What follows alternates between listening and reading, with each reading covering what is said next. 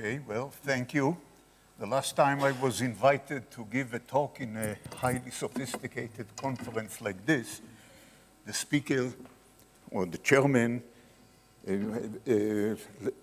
understood that I'm going to talk about fossils. He whispers to me, make it short, okay? So I'm going to talk about fossils, and I was also puzzled by the title of this conference. I mean, what makes us human?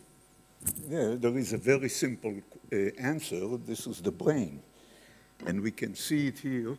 I mean, certainly it's not bipedality because chickens are also bipedal. So here we are talking about brain capacity of about 3 times as much as our closest relative. And you can see that the brain capacity, the large brain capacity, has a fantastic influence on the topography of the brain case itself. Here it's bulbous and very rounded, and here it's angulated and with no forehead at all. And brain capacity, I mean, when considered in relationship to the body mass, you can see that humans are indeed the farthest away from the regression line of all mammals. The one that is very close to us here is actually the dolphin, also very far away. But still, we are talking about dolphins. They don't talk about us. So it tells us that there is not only the volume is important, but apparently what's going on inside as well. I'm talking about fossils, as I promised, and you can see the fossils, and that's the only way that we can get information about our own brain development, about the tempo and mode of brain evolution. This is just an example of a very famous child from Taung, and you can see that the front is actually the skull itself, the fossil itself, but the back is the skull, or the brain case is gone, but what we can see here is the so-called endocast. It's simply all the mud and all the dirt that accumulated inside the skull. The skull is gone, and we see fantastic details. First of all, in terms of volume, we can see a lot of details of the internal aspect of the brain case, and we can see, of course, a gross organization of certain parts of the brain. Sometimes nothing is left from the skull, and you can see brains, endocasts, that are actually, they are looking as if they were taken out of the dissecting room. We can see here the occipital poles, we can see the confluence of sinuses, even details of the meningeals, and everything is there. We are talking about brain capacity that are no more than 500 cc or even less. And another example, you can see all the details with the temporal and the drainage system of the blood. Today, of course, we don't need the endocast. We have these fantastic high-resolution CT scans, and we can actually scan the fossils even if they are inside the rock. And we can actually print out. In the past, as it was mentioned, I had to fly to Switzerland and all this. Today, you have printers right next to the falafel place, and you can do it. So you don't even have to clean the fossil, and you can get the brain capacity, and you can get the topography, the gross topography of the brain. In my course of human evolution, my students find it very surprising. I'm telling them that human evolution is really a very boring phenomenon. All that has happened is really increase in brain capacity and the shrinkage of the facial, or actually the masticatory system. That's the whole thing. From the beginning to today, that's the trend. And there are other branches in human evolution that are really interesting. They have nothing to do with us, and maybe because of this, they are so fascinating. So right here, I want to take you to what is called the halfway between a common ancestor of us and the chimp, something that looks very much like a chimp. And in the past, that's what we speculated. Today, we have actually these fantastic fossils. This is fossils that were found by our expedition, a huge male. All what it is actually a chimp that is walking upright. And the brain capacity is a little bit more than 500 cc. Jaws are protruding. Such a small brain capacity won't produce a forehead, and it is actually a chimp. Just one of the last discoveries, this is me in this northern part of Ethiopia, and right on this slope, we found few fragments rolling out of the rock. And the next slide will disappoint you, and it disappointed us as well. We collected all kind of little fragments, and even we are used to be disappointed. Oh, what happened here?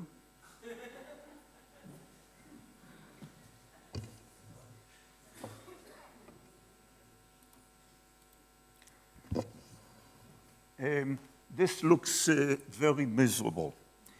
But about 2 months of hard work in Addis Ababa in the lab, you can see this is a female Avensis. It's not Lucy's skull, but it's a female. And if Lucy's skull will be found eventually, it will look very much like this. Now, this is the root here, and these skulls that I just showed you, we know it's a species that can be a common ancestor to us, as I said, by increasing the brain capacity and shrinking the masticatory system. And we can see that it can also be, and it is, a common ancestor to another spectacular hominid, very, very different, has nothing to do with us, and it went extinct about 1.5 million years ago. This is really something out of Star Wars. We can see that the masticatory system is enormous, and the brain capacity is tiny, and apparently, these are reconstructions from Olduvai Gorge, and you can see it from the side. You can see a tiny brain case and a masticatory system that is beyond what we can imagine. When these hominids were found, they were called the nutcrackers, and they are very, very powerful. Now, so this is an end product of one branch, and this is the end product of the other branch. And we can see that unlike us, where the brain capacity reaches 1400 cc, the masticatory system and the dental arcs are shrinking to almost nothing. This tendency provides us with a chin and with a protruding nose. simply because everything between these two structures sunk into the skull itself.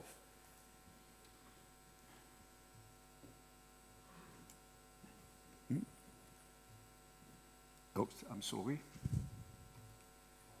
Okay, so this is the end product here, and this is the end product of the other branch. And this went extinct simply because it became so specialized. Extinction, the common extinction is a very spread phenomena, and it's usually because not of dramatic changes, but because the creature is becoming more and more specialized, and on one hand, taking advantage of a certain ecological niche in a fantastic way, but at the same time, it becomes more and more a slave of these very particular conditions. And the moment, and it becomes very dangerous because the moment these conditions change, it vanishes. We have also a specialization. Obviously, this is the brain case and the brain itself, and this is a specialization unique in the animal kingdom, because the more it is specialized, the less and less dependent you are on a certain ecological niche. And this is obviously the reason why we spread all over the globe.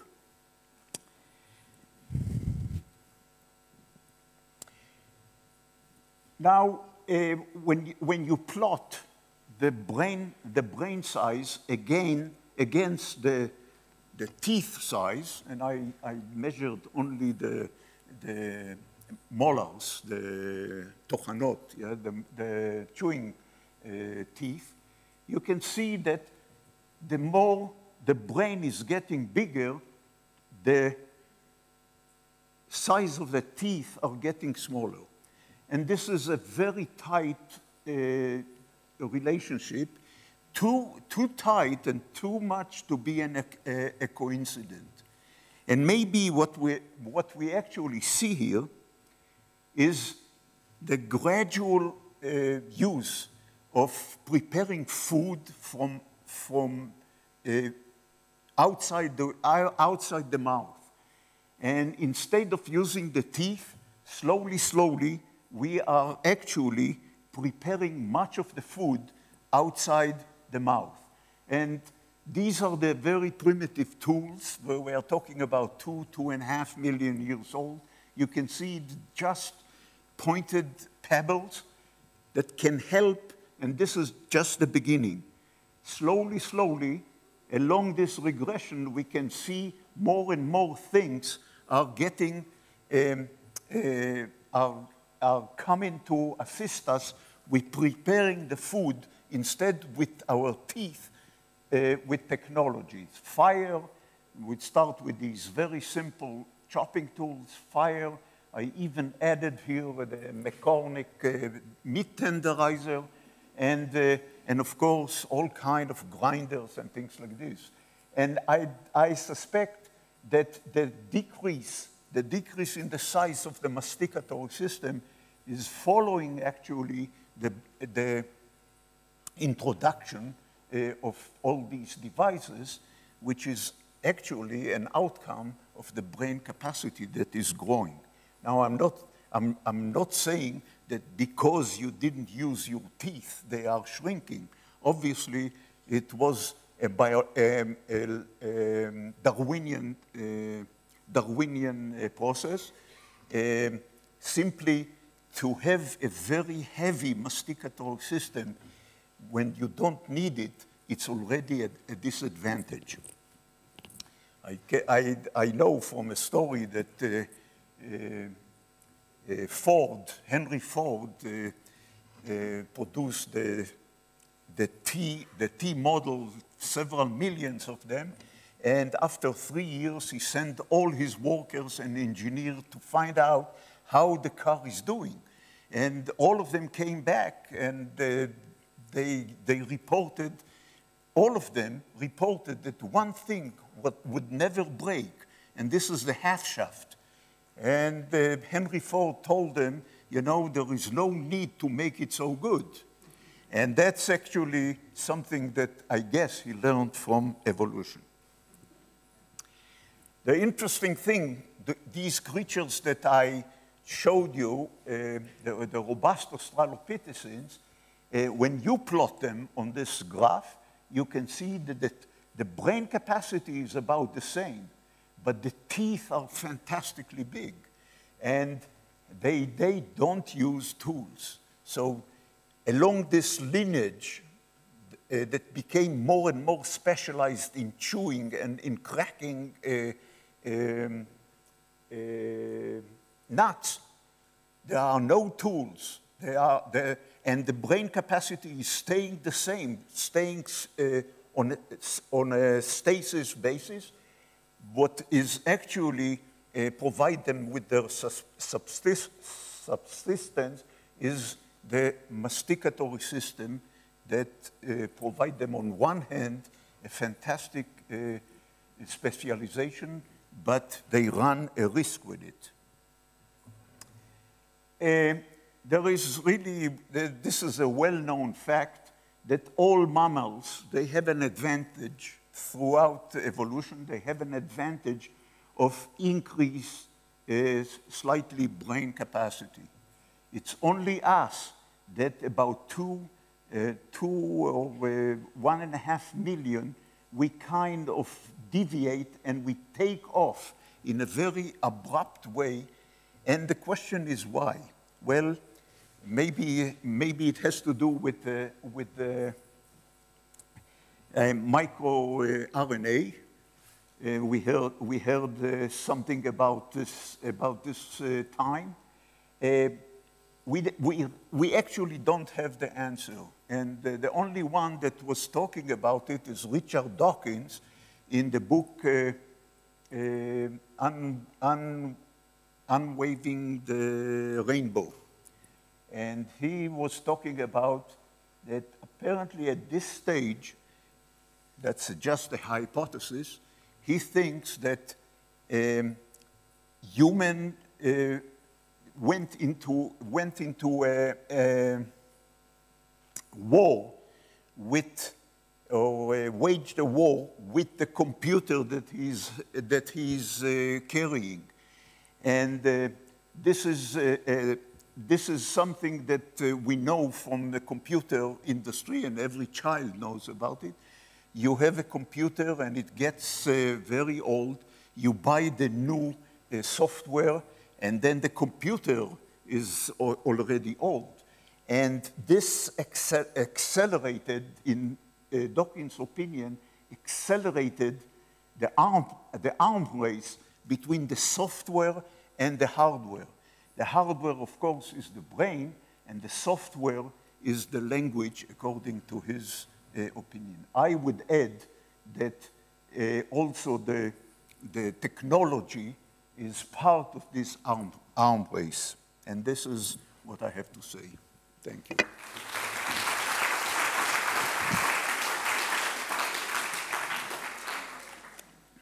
Thank you very much. Any questions?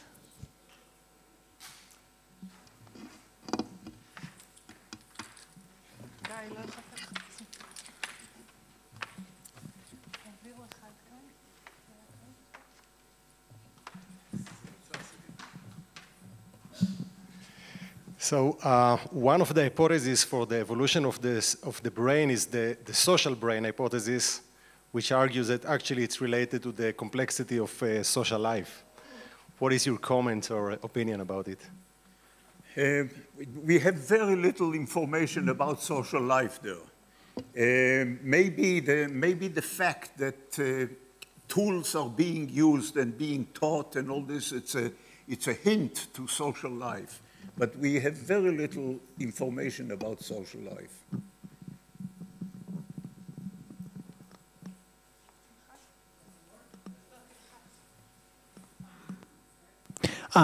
Okay, yeah. Regarding to this correlation between the teeth and the brain science, we do know that Neanderthals and Denisovans probably had the same amount of size of brain as us, though they had a large masticatory system and a larger teeth. Any thoughts about this relation and how it has to do with your theory? No, the Neanderthals, they have a larger brain than us, and the teeth are smaller. The teeth are smaller? Yeah. But the masticatory system is big, no? Smaller. Really? Yeah. Okay. Any other questions?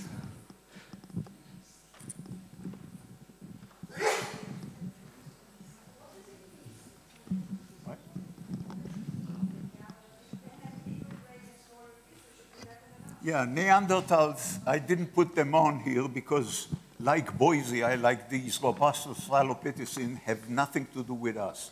They are a branch that evolved and specialized, and maybe that's, again, brought about their extinction under relatively cold conditions in Europe, and the most southern Neanderthal was in the Mount Carmel. That's about it.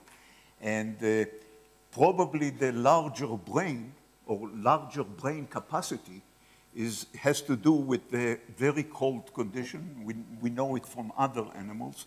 The moment the conditions are subarctic, the brain has more fat in it and not quality.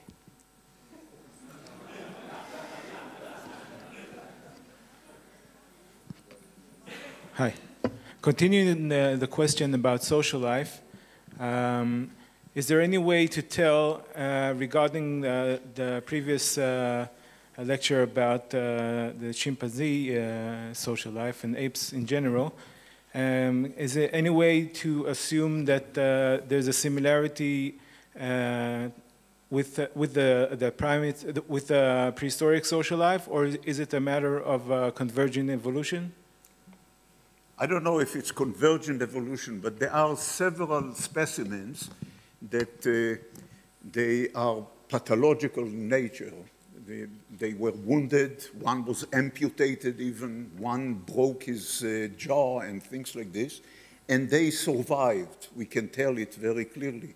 They did survive, and the only scenario that you can imagine is that somebody took care of them and provide food and provide maybe protection and all this. This is about as far as I'm willing to go in speculating about social life there.